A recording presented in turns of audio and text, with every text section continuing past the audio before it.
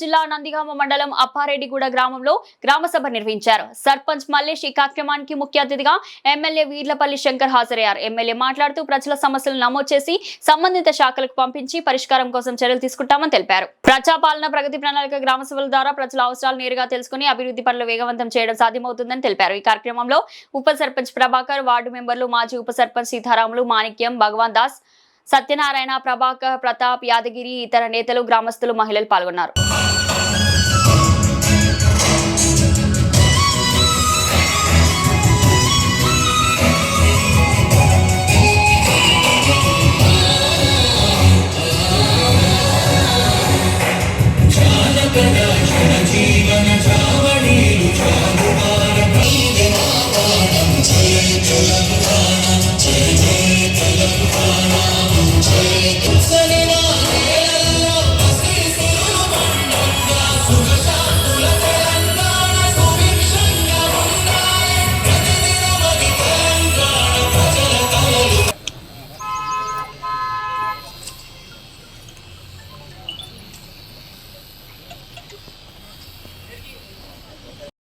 ప్రత్యేక ధన్యవాదాలు. అలాగే గ్రామ సభకి ఆహ్వానిస్తున్నాం సార్. ఈ కార్యక్రమాన్ని విచ్చేసినటువంటి ఇతర శాఖల అధికారులు, తర్వాత లోకల్ లీడర్స్, మన గ్రామ పంచాయతీ బాడీ సభ్యులు, అందరు గ్రామస్తులకి అందరికీ కూడా ప్రత్యేక ధన్యవాదాలు. మీరందరూ కూడా ఈ గ్రామ సభలో పార్టిసిపేట్ చేస్తున్నందుకు.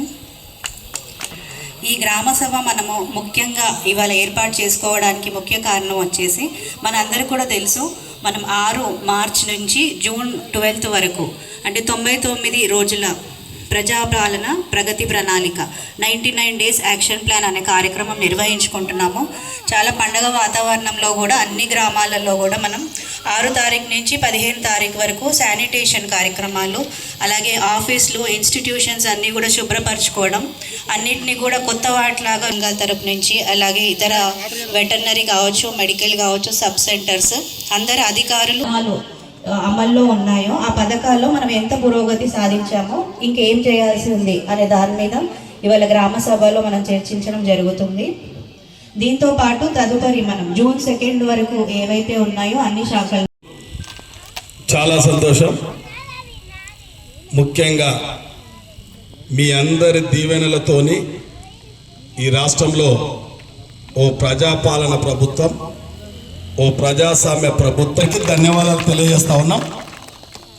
మరి ఈ ప్రభుత్వం బాధ్యత మీ అందరికీ సేవ చేయాలి, మీ గ్రామాలు అభివృద్ధి చేయాలి, అందరి అధికారులను ఇక్కడ గ్రామ సభలో పాల్గొనేటట్టు చేస్తే, మనందరికీ తెలుసు స్వాతంత్రం వచ్చినప్పుడు మన జాతిపిత మహాత్మా చెందినాడే ఈ దేశం అభివృద్ధి చెందుతుంది అనేది వారి యొక్క ఆలోచనకు అనుగుణంగానే ఈ గ్రామ సభలు ఆనాటి ప్రభుత్వాలు ఈనాటి వరకు కూడా నిర్వహించుకుంటా పరిస్థితులు, గ్రామస్తులందరినీ, గ్రామ పెద్దలందరినీ పిలిచి ఈ గ్రామ సభలు ఏర్పాటు చేయాలనేదే ప్రభుత్వ సంకల్పం కాబట్టి అందులో భాగంగా ఈరోజు మనం నందిగామ మండలంలో అప్పారెడ్డిగూడ గ్రామంలో ఈ గ్రామ సభ ఏర్పాటు చేసుకోవడం జరిగింది. మరి ఈ కార్యక్రమాన్ని నిర్వహిస్తున్న అధికారులు, అదేవిధంగా గ్రామ పెద్దలందరూ కూడా, ఈ పార్టీ ఆ పార్టీ అని కాదు, గ్రామ పంచాయతీ పాలకవర్గం, వారితో పాటు అనుభవం ఉన్న గ్రామ పెద్దలు, మాజీ సర్పంచులు, మాజీ ఎంపీటీసీలు, ఎక్స్ ఎమ్మెల్యేలు, మీ అందరికి తెలుసు ఈ గ్రామంలో స్వాతంత్రం వచ్చినాడే ఈ గ్రామానికి ఎమ్మెల్యే గారు, ఒక వార్డు మెంబర్, మనం అందరం ఏంటంటే కలిసిమెలిసి ఉండాలి. ఎన్నికలప్పుడు ఓకే, ఎన్నికలు అయిపోయినాయి, రాష్ట్ర ప్రభుత్వం కాంగ్రెస్ పార్టీ వచ్చింది, ఇక్కడ ఒక సర్పంచ్ గెలిచిండు, ఇక్కడ ఒక ఎమ్మెల్యే గెలిచిండు, అందరం కలిసి మాత్రం ప్రజలకు అందుబాటులో ఉండి ప్రజాసేవలు చేయాలి. కాబట్టి ఈ గ్రామంలో మనందరూ తెలుసు, మనం ఈ గ్రామాన్ని పైలట్ ప్రాజెక్ట్ కింద అన్ని ఇండ్లు ఇవ్వాలి, రైతు భరోసా ఇవ్వాలి, రుణమాఫీ చేయాలి, రేషన్ కార్డులు ఇవ్వాలి, అన్ని అభివృద్ధి కార్యక్రమాలు చేయాలని కూడా ఈ గ్రామాన్ని పైలట్ ప్రాజెక్ట్ కింద తీసుకున్నాం. మీ అందరికీ తెలుసు ఆ విషయాలు కూడా.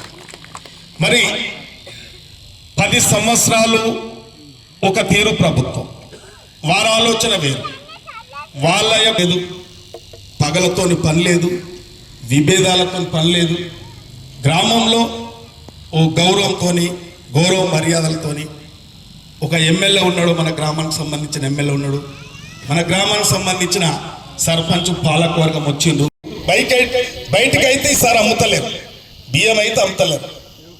ఇలా గతంలో మహిళలకు ఏదో ఆషామాషిగా పొదుపు సంఘాలలో నిర్లక్ష్యం, అక్కడక్కడ ఈ మహిళా సంఘాలలో కొద్దిగా ఇబ్బందులు చేస్తూ ఉన్నారనేది ఉంది. మరి గ్రామ కమిటీ అధ్యక్షులు, నేను ఇంతకుముందు ఎంపీడీఓ గారు కూడా చెప్పిన పొందుతారు.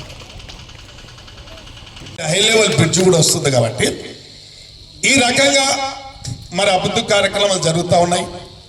10 సంవత్సరాలు ఒక పార్టీ అధికారంలో ఉండి ఇలా 2 సంవత్సరాలు అయింది మనకు వచ్చి. ఉద్యోగస్తులు కూడా చాలా ఇబ్బందులు పడ్డారు.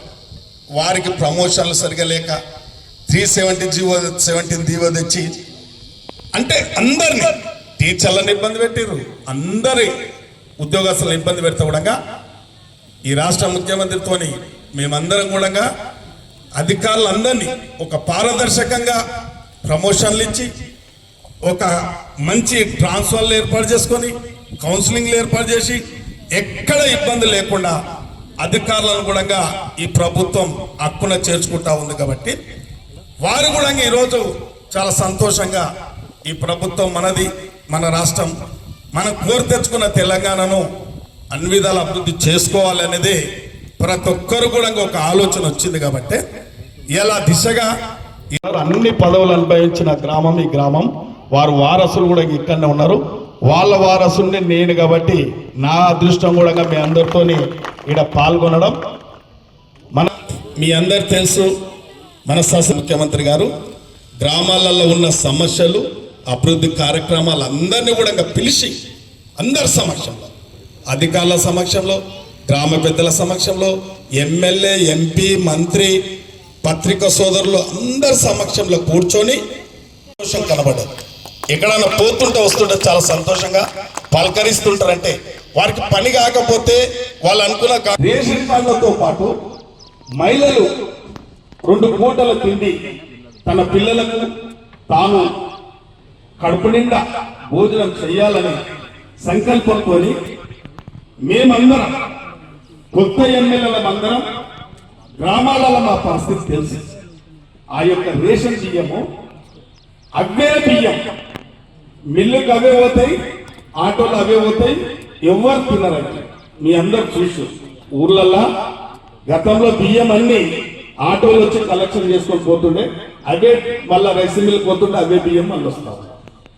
ఏమేమి బ్యాగ్ చేంజ్ అవుతుందా, ఎవరు తినకపోయేది. కాబట్టి మేమందరం రాష్ట్ర ముఖ్యమంత్రి సార్ చాలా తక్కువ ఖర్చుతో ఈ యొక్క పీడిఎస్ ఇది చౌకాధర దుకాణానికి ఏదైతే పంపుతున్న బియ్యం 3000 కోట్ల డిఫరెన్స్ కు ఇలా మీ అందరు చూస్తుండ్రు. రైతులు సోనా మైసూరు పండిస్తే వారికి బోనస్ గా 500 రూపాయలు ఇచ్చుకుంటారు. రేషన్ బియ్యం భారీ రేషన్.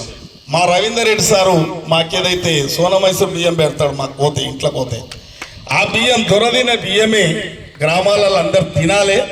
మంత్రులు, ఎమ్మెల్యేలు తినే బియ్యమే